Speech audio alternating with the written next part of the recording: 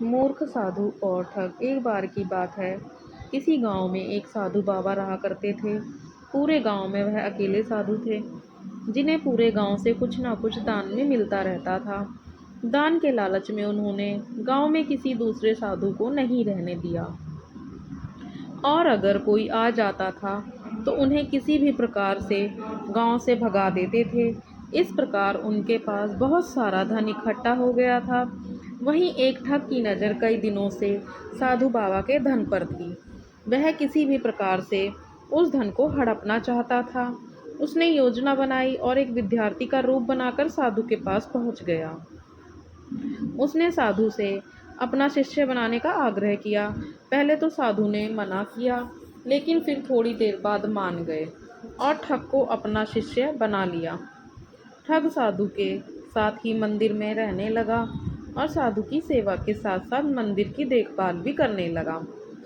ठग की सेवा ने साधु को खुश कर दिया, लेकिन फिर भी वह ठग पर पूरी तरह विश्वास नहीं कर पाया। एक दिन साधु को किसी दूसरे गांव से निमंत्रण आया और वह शिष्य के साथ जाने के लिए तैयार हो गए। साधु ने अपने धन को भी अपनी पोटली में बांध लिया। रास्ते में उन्हें एक नदी मिली। साधु ने सोचा कि क्यों ना गांव में प्रवेश करने के पहले नदी में स्नान कर लिया जाए।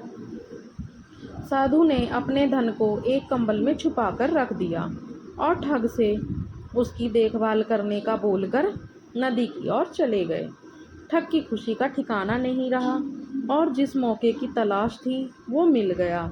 जैसे ही साधु ने नदी में डुबकी लगाई, ठग सारा सामान लेकर भाग खड़ा हुआ। जैसे ही साधु वापस आया, उसे ना तो शिष्य मिला और ना ही अपना सामान। साधु ने ये सब देखकर अपना सिर पकड़ लिया। तो दोस्तों, हमें इस कहानी से यही शिक्षा मिलती है कि कभी भी लालच नहीं करना चाहिए और ना ही किसी की चिकनी चुपड़ी बातों पर विश्वास करना चाहिए। दोस्तों, अगर कहानी पसंद आई हो तो please like, share and subscribe करें।